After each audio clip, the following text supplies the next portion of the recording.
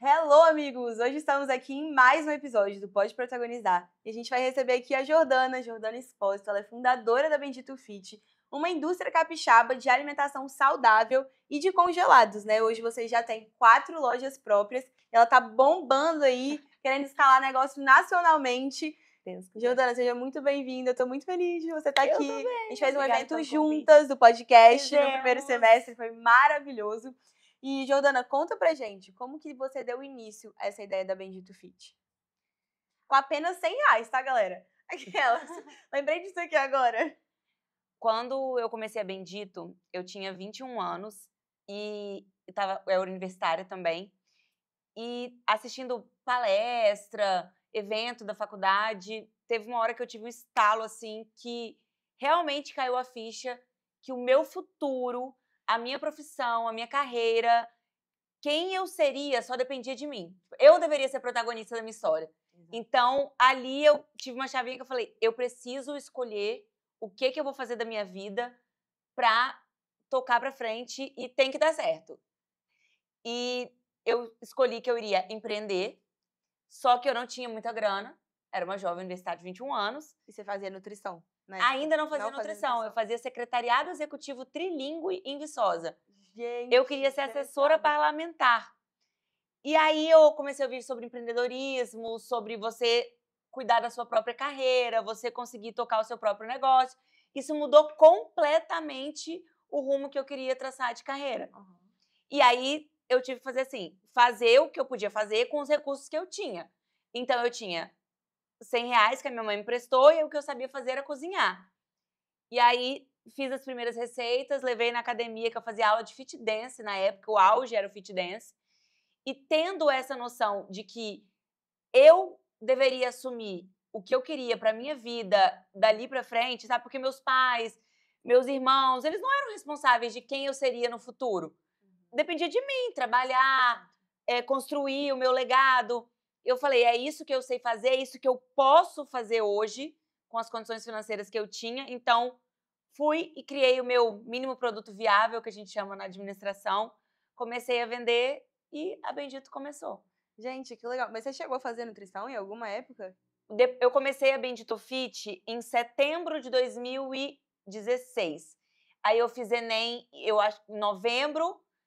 Em fevereiro eu comecei nutrição na UFES. Nossa, que máximo. Então foi um período muito curto, assim, entre eu começar a Bendito e começar a faculdade de nutrição. E você falou aí que você adorava ler ver, né, palestras sobre empreendedorismo, sobre nutrição, como pode inovar. E no nosso alinhamento, a Jordana me mandou uma palestra que ela fez, que eu achei uma frase super legal que ela colocou. O futuro da nutrição é inovar sem perder a essência. Eu acho que essa frase ela serve para todos os mercados, né? Porque aqui no podcast mesmo a gente recebe diversas pessoas, diversos nichos diferentes, e é muito legal ver a maneira com que elas encontraram de inovar no próprio mercado.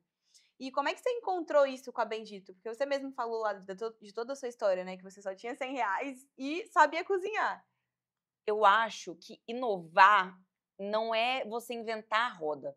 Não é você criar algo novo, disruptivo, que ninguém nunca viu. Ai, meu Deus, isso não existe. Não necessariamente. É bom quando isso acontece, mas isso não é necessário, primordial para você fazer uma inovação. Da época que eu comecei a Bendito, dieta era sinônimo de comer frango com batata doce. Você é mais nova que eu, bem mais nova, então você não pegou tanto essa fase, que tinha as paniquetes, essas coisas assim. Sinônimo de dieta era comer frango e batata doce. Só isso. Além disso, marmita era aquela marmitona grande, num negócio de isopor, assim, com muito arroz, muito macarrão, feijão tropeiro, farofa, vinagrete. Era aquele bololô de comida super calórica. E aí, o que eu fiz? Primeiro que eu acreditava que comer saudável não era só frango e batata doce. Pelo contrário, você podia reinventar o frango com batata doce. Foi aí que surgiu a nossa pizza, que hoje é um dos itens mais vendidos do cardápio da Bendito Fit. Gente, é muito bom. E a massa dela é de batata doce e o recheio dela é de frango. Mas não necessariamente aquele jeito engessado que as pessoas comiam antigamente. Nutricionalmente maravilhosa, digestão também, mas não precisa ser daquela forma como a gente comia antigamente. Muito legal. você enxergou, né, tipo, o contexto que o mercado estava inserido e falou: "Isso daqui não tá 100% certo, eu preciso fazer alguma coisa para mudar e Para melhorar o que pra já melhorar o que existe. já existe". E a marmita também. A marmita era aquela coisa engessada, que só comia quem estava na correria, assim, que passava no self-service, eu ligava e pedia. Então, uma coisa bem calórica, que não tinha nada a ver com uma pessoa que tem uma vida saudável. Então, a gente pegou e colocou isso, não, para nossa realidade e inovamos na forma de fazer E a comida marmita saudável. traz aquela coisa da praticidade também, né, que é literalmente você chegou em casa, descongelou, coloca no micro-ondas, uma comida maravilhosa, super gostosa. Inclusive, saudades do bobó de camarão da Bendito Fit. O merchan gratuito aí, Aí, ó, ó. acabei de ganhar Acabou de uma ganhar. publi. Mas então, conta pra gente, quando foi que você virou a chave, né, da Bendito, que você percebeu que o negócio realmente começou a escalar? Eu tive várias viradas de chave, assim, porque a Bendito tem várias fases. Acho que todas as empresas, né? Principalmente as que começaram com R$ 100 e dentro de casa. A primeira virada de chave foi quando eu percebi que estava virando de fato um negócio. Porque primeiro eu comecei com a intenção de ganhar um dinheiro, ver o que ia acontecer para depois eu montar o meu negócio. A Bendito pegou. Eu falei, opa, não estou juntando dinheiro para montar meu negócio. O meu negócio já existe. O que eu faço hoje já é a minha carreira. Então, já estou construindo isso. E aí veio a segunda virada de chave, que começou a ficar freezer demais na casa da minha mãe, o fogão estava pequeno, o forno já estava pequeno. E aí teve a virada, falei, não, agora eu preciso profissionalizar isso. Preciso sair de casa. Então foi a primeira obra, montar a primeira loja, assumir os primeiros riscos, né, financeiros, de colocar ali, injetar dinheiro de verdade em um negócio, porque até então era muito pouco. Quando você fala assim, vamos colocar muitos mil, mais de R$ 100.000 no negócio, opa, dá uma Dá um medo, assustada, dá muita um medo. responsabilidade. É uma responsabilidade grande. Aí não tem como a chave não virar. Então aí você fala, caraca, virei um negócio. E a partir de cada momento desse, a chavinha foi virando. Mas para crescer, para escalar mesmo, a virada de chave foi quando eu tive a oportunidade de conversar com um grande empresário e ele falou assim, Jordana, você só vai crescer se você aprender a delegar as tarefas e dividir o seu trabalho com outras pessoas. Nenhuma empresa sobrevive com uma pessoa só. E era só você na época? Era eu e o Matheus. E o Matheus fazia parte de gestão financeira e contas. Eu atendia o WhatsApp, tirava foto para o Instagram, postava, respondia cliente ali, cozinhava, embalava, colocava etiqueta e ainda entregava, junto com o Matheus. E aí, no momento, ele falou assim, não, é uma eu presa, né? São vocês dois e o negócio está sendo ali.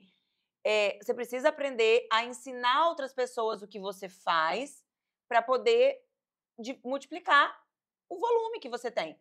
Então, eram mais pessoas cozinhando, mais pessoas atendendo, mais pessoas entregando e o negócio vai crescendo. Só que aí você entende que você precisa desbloquear outras habilidades que antes você não viu e que você não aprende na faculdade. Na faculdade, ninguém te ensina assim, Lara, tá aqui, ó, essa disciplina de produção de eventos, mas eu vou te ensinar a produzir eventos ensinando outras pessoas a produzir o evento junto com você. Essa parte de delegar tarefas, gestão de pessoas, gestão de equipes, coordenação de equipes, lidar até com a psicologia que envolve pessoas de diferentes mundos, diferentes realidades, diferentes comportamentos, você aprende na prática. E isso leva tempo. Então, quando a gente fala de escalar, parece que as coisas vão ser da noite, virou a chavinha, ops, escalei. Não. É todo um processo que eu fui aprendendo a partir do momento que eu contratei a primeira pessoa para atender o WhatsApp, depois a primeira pessoa que foi me ajudar na cozinha, a primeira pessoa que entrou para ajudar a gente na gestão. Cada coisa foi levando um tempo e isso aí foi fazendo que a gente se consolidasse como empresa e crescesse o negócio também. E foi muito legal você falar isso, porque hoje, principalmente a minha geração, né, que é a galera da geração Z, a gente vê tudo com muita pressa, né? A gente acha que o sucesso é do dia pra noite. Eu coloco a gente porque eu já fui assim também, né? Principalmente com essa era das redes sociais, que tudo é muito rápido. Pra você viralizar, você viraliza do dia pra noite. Você aí começa a monetizar, e é parceria com marca. Aí você já virou influenciador, do nada você já tem 100 mil seguidores, e por aí vai. Então, acho que essa parte de você curtir o processo foi perdida no meio do caminho exatamente por esse boom das redes sociais, né? Hoje é muito difícil, acho que até por isso que gera mais ansiedade, esses pensamentos de, nossa, eu tô atrasada, eu preciso correr contra o tempo. E, cara, nesse meio do caminho a gente acaba esquecendo de curtir o processo. Porque é no processo que a gente vai aprendendo, igual você falou, né? Precisa de muito suor, de muita dedicação, de muita resiliência, porque nem sempre tudo vai dar certo. Pelo contrário, né? Porque nos nossos erros que a gente mais vai aprendendo. E eu achei muito legal você ter trazido esse tema, porque é uma coisa que eu já vivi muito, inclusive com essa questão do podcast, né? Que a gente fica ali com esse turbilhão de pensamentos, porque todo dia é uma trend nova, é uma coisa nova, é uma tendência nova. Ah, o mercado, todo mundo fala mercado. Gente, calma, respira. E né? acha que precisa acompanhar Tudo. tudo ao mesmo tempo. A geração TikTok, né, que eu costumo falar, a gente assiste um vídeo e aí a pessoa tá lá, ela ainda é pobre, não tem nada, tá naquele computador simples, aí ela bate palma, uma mansão, um estúdio, tudo organizado. E a vida real não é assim, Não. né? A vida real, ela precisa de um processo para cada coisa acontecer, até para você ter maturidade para saber lidar com aquilo ali. Uma coisa, eu ter começado a Bendito com R$100 em casa, e aí eu aprendi a controlar certo número de clientes, um WhatsApp com uma quantidade de pessoas mandando mensagem, depois uma conta no Instagram com um certo volume de seguidores e de pedidos. E à medida que ela foi crescendo, a gente vai aprendendo com o processo. É completamente diferente de alguém te entregar e falar que, toma, Lara, um canal no YouTube com 2 milhões de inscritos, uma quantidade aqui de marcas te patrocinando e querendo ser parceiro. A gestão daquilo ali é muito diferente do que a gente vive hoje. A gente acha que vai acontecer assim, que a gente vai saber lidar, e não é verdade. Não é. A gente aprende no processo, a gente aprende quando as coisas estão acontecendo. É como se você ganhasse uma bicicleta pequena e você aprendesse a pedalar e fosse ganhando peças novas, que a bicicleta vai crescendo. E aí, enquanto você está pedalando a sua bicicletinha, ops, chegou um guidão. Aí você arranca um, vai pedalando só com o pé e vai colocando a outra. Crescer como empresa e na carreira é isso, sabe? A gente vai... Porque eu falo tanto como empreendedora, como empresária, visão da empresa, mas eu falo também como a Jordana, que tem uma carreira, né? Porque eu sou gestora. Então, mesmo que eu trabalhasse com outra pessoa, a Jordana que começou lá em 2016, ela tinha potencial, porque olha onde eu cheguei. Mas a Jordana de 2016, ela não tinha o potencial para fazer o que eu faço hoje, para ganhar o quanto eu ganho hoje. E ela só tem esse potencial e sabe entregar tudo isso porque durante 9 anos respeitou o processo de cada fase. Mesmo tendo milhões de ideias, que é o que a gente tem quando a gente é criativo, inovador, protagonista, a gente tem várias ideias ao mesmo tempo. É E muita acaba sendo coisa. uma doideira, né? Porque foi até esse negócio de muitas ideias. Eu vi um post recentemente que falava sobre as pessoas hoje estarem na era overthinking. Você vai pensando, pensando, pensando, pensando. E, gente, é igual eu falo com a Fê. Fê, tive essa ideia, tive essa, eu quero fazer isso, quero fazer... E às vezes, caraca, é só você respirar, porque todas essas ideias vão acontecer com o tempo. Esse podcast que eu criei esse ano, eu já tinha tido a ideia dele 2 anos atrás. E isso quase ninguém sabe? Mas já era uma vontade muito grande. Só que às vezes a gente, principalmente a gente, né, que é muito criativo, é dessa área do empreendedorismo e que tá sempre ali buscando referência, e quando você busca muita referência, seu repertório é muito alto, você vai tendo ainda mais ideias. A gente meio que se perde no meio do caminho, tipo, caraca, eu preciso parar de pensar e preciso fazer. E às vezes você precisa fazer só o que você tem de melhor agora. Né? Você precisa dar o seu melhor, por exemplo, na Bendito agora. E fazer uma coisa até dar certo. Até dar certo. Porque não só a geração Z, tá? Mas a minha geração também é uma geração que, assim, faz uma coisa por algum tempo. Ah, eu ainda não tô rico, não tô ganhando dinheiro, não tô estourado, não tô viralizado, tenho que parar agora. As pessoas não sabem esperar, né? Esperar acontecer, porque as coisas precisam de maturidade, às vezes precisa de um ajuste em um lado que você ainda não enxergou, que é esse lado que você precisa ajustar. O que está faltando para você crescer? Talvez falta você aprender um pouco mais, melhorar em alguma área, para fazer com que as coisas vão crescendo. E nisso você vai ganhando maturidade, conhecimento, sabedoria.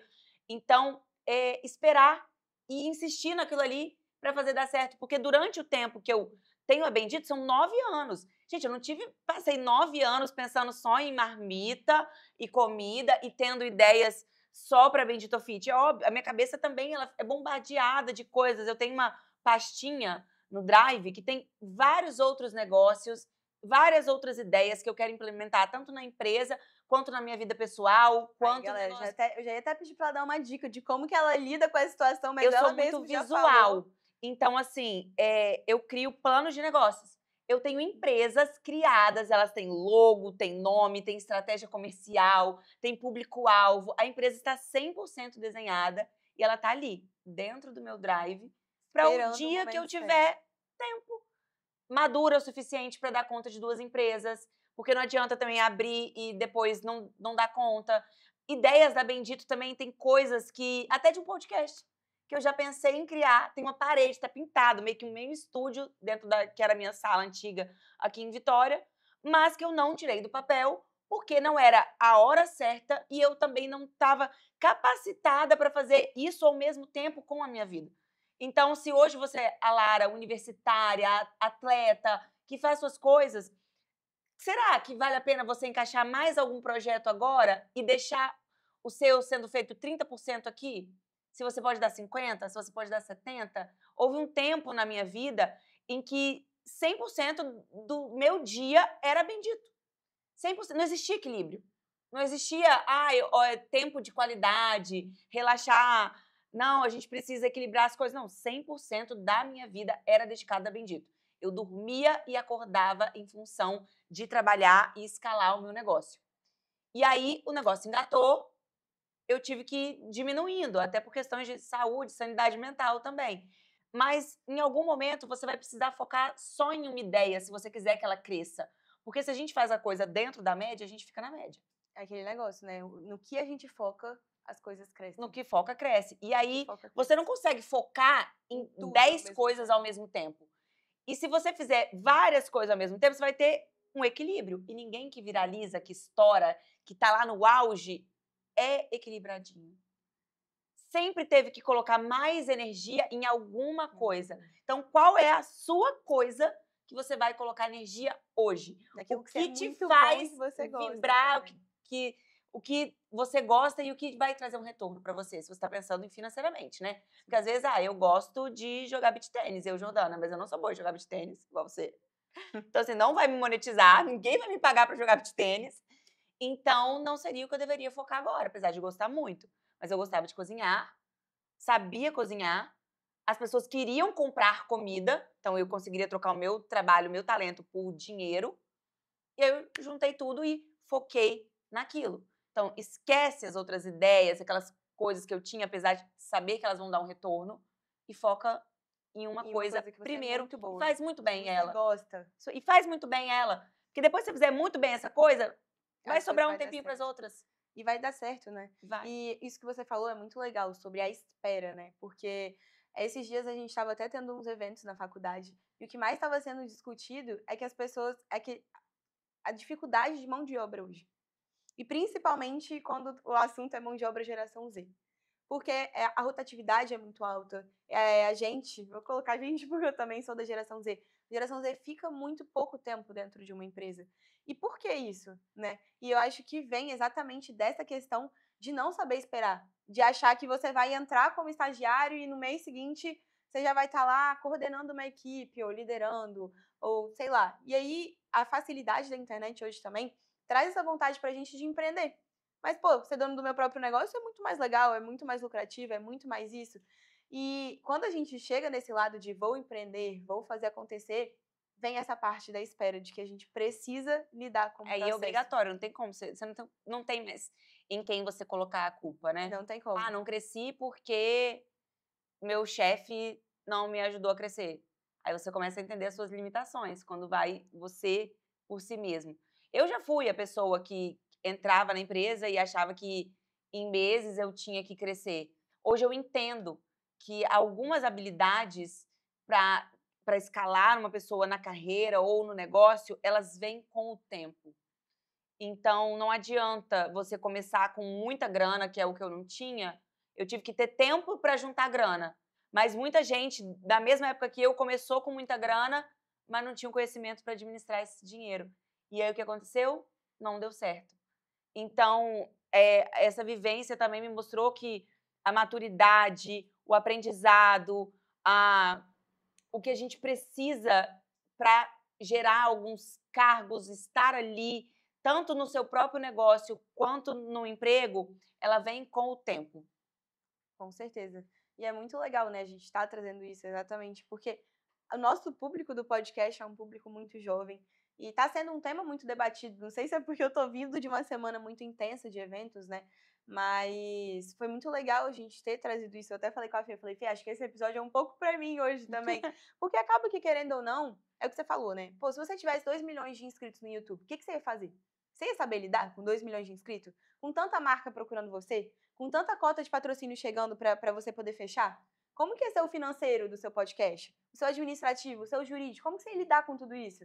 Porque quando a gente tá pequena, a gente ainda tem tempo de estudar, de ver, a gente fecha uma parceria aqui, outra lá, E mas isso ao mesmo organizando com a medida do crescimento, Exatamente. né? E ao mesmo tempo a gente tem tempo de pensar, caraca, mas pô, preciso de um jurídico por causa disso, preciso de um financeiro, um contrato, lá. Caraca, as coisas vão fazendo sentido. Um financeiro para gerir os patrocínios, se tiver que pagar alguém que você convida e o convidado é pago. Então, isso vai criando abas que imagina você ter que administrar isso tudo de uma vez só. É, exatamente. E, assim, achei sensacional de verdade esse episódio de hoje. E uma coisa que a gente tinha até falado durante, né? Que hoje muito se fala de resultado e pouco se fala de processo. E é por isso que nas redes sociais a gente preza tanto por assistir mesmo as pessoas que postam os bastidores, que mostram as suas vulnerabilidades, aonde elas erraram, aonde acertaram. Então foi muito legal a gente ter conversado sobre isso. Já saí daqui, eu mesma, tá, galera? Com vários insights que a Jordana me trouxe. É porque muita gente quer viver o que a gente mostra, mas não quer passar pelo bastidor. Poucos suportam passar pelo bastidor, aguentam o bastidor, porque o bastidor não é fácil. Não é fácil. Mesma coisa que o Instagram ali, mostra a nossa vida, tudo bonitinho, porque é a parte que a gente quer mostrar, que a gente consegue mostrar. Mas o que está por trás, o que dá trabalho, o que faz a gente ter que criar resiliência, né, força, maturidade, é o processo trabalhoso, demorado e que exige paciência, disciplina e foco. Exatamente.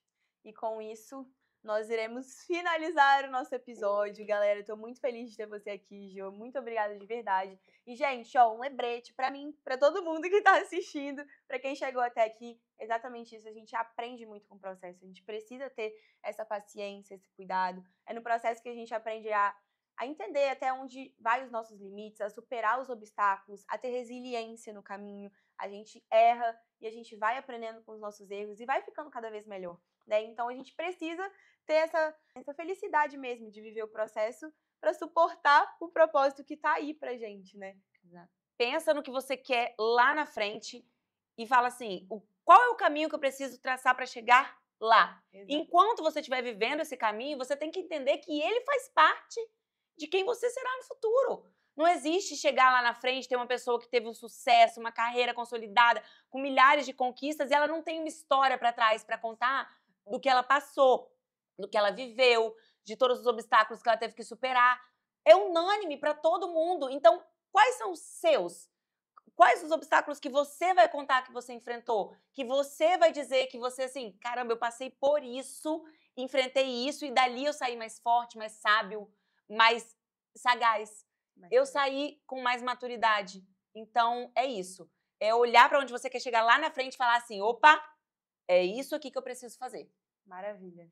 E com essa frase maravilhosa, a gente vai encerrar o nosso episódio. Galera, se você gostou do nosso episódio, já curte, comenta, se inscreve no nosso canal e compartilha com seus amigos para eles também poderem escutar um pouquinho do que a gente passou aqui para vocês hoje. Jô, muito obrigada mais uma vez. Obrigada, é um prazer imenso ter você. E é isso, galera. Beijo!